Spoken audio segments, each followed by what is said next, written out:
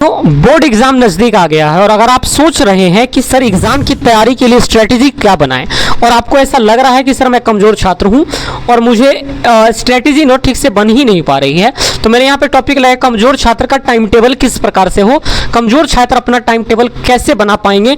आइए ज़रा उस वीडियो को हम देखते हैं। शुरुआत करते हैं। सबसे पहले देखिए, कमज़ोर छात्र हो या कोई भी हो, वो क्या करते हैं, सुबह में क्या करते हैं, जो टॉपर्स वगैरह का भी आप देखिएगा तो वो मॉर्निंग को क्या करते हैं, याद वाला चीज़ जो है, रिवीजन वाला चीज़ जो है वो करने का प्रयास करते हैं। मॉर्निंग के टाइम में जब भी आप उठते हैं तो आपको ये करना चाहिए कि शुरुआत में आपको रिवीजन करना चाहिए। क्या करना चाहिए सर?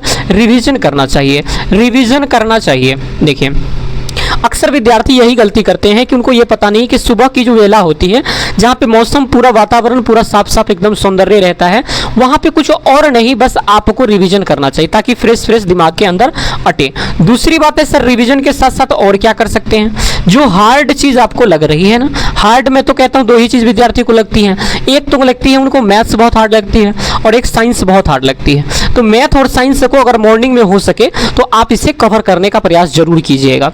अब ज़्यादा नहीं, अगर आधा घंटा ही हो पा रहा है आपसे रिवीजन तो आधा घंटा कीजिएगा, लेकिन ये आप कैसे कीजिएगा, डेली बेसिस पे कीजिएगा। कैसे कीजिएगा? डेली बेस पे कीजिएगा। अब कुछ लोग होते हैं कि आज उठे और टाइम टेबल ऐसा बना देते हैं कि जैसे आज 4 घंटा पढ़ूंगा, कितने, जैसे आज पर डे 4 घंटा पढ़ूंगा, 4 आवर पढ़ेंगे, कितने 4 आवर, और 1 महीने का टारगेट वो एक बार बना देते हैं, यानी 1 मंथ का टारगेट वो क्या करते हैं, एक बार बना देते हैं। ऐसा बिल्कुल आपको नहीं करना है कि 1 महीने का टारगेट आप एक बार बना करके कुछ नहीं कर सकते हैं।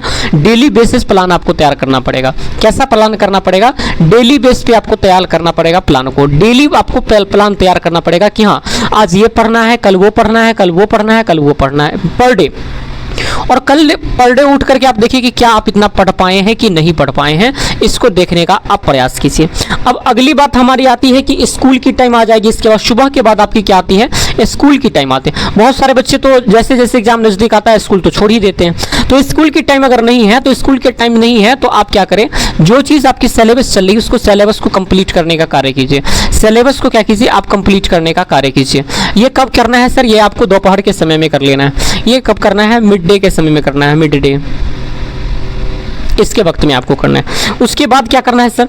थोड़ी सी रेस्ट वगैरह करना है, 12 से 1 घंटा 2 घंटा आपको दोपहर में रेस्ट वगैरह कर लेना है। उसके बाद क्या करना है सर? रात के समय में देखो, कोई भी स्टूडेंट हो, कमज़ोर हो या छात्र जैसा भी हो, उनका अपना टाइम टेबल होना चाहिए। अपना टाइम टेबल कहने का मतलब कि उनको खुद की टाइम टेबल पता होनी चाहिए कि हमारा ये वीक पोर्शन है, इस पर ये काम करना है। हम आपको टाइम टेबल नहीं बता पाएंगे, हम केवल आपको यही बताएंगे कि स्ट्रैटेजी करना कैसे है। तो मैंने आपको स्ट्रैटेजी में बताया कि आपको डेली बेसिस पे प्लान को लगाना है। कैसा? डेली बेस प्लान बनाना है। दूसरी बात क्या करना है कि मॉर्निंग के टाइम में आपको रिवीजन करना। क्या रिवीजन करना है वो आप देख लीजिए, क्योंकि हर विद्यार्थी का अपना अपना रिवीजन का होता है, और हार्ड चैप्टर मैथ और साइंस दोनों करने का प्रयास कीजिएगा।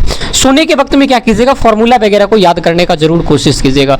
क्या कीजिएगा? फॉर्मूला वगैरह को याद करने की कोशिश कीजिएगा। और मैं हर विद्यार्थी से एक ही बात कहता हूँ कि आप NCERT को पढ़ो। किसको पढ़ो? आप NCERT को पढ़ो, आपकी पढ़ाई बहुत ही मजबूत हो जाएगी।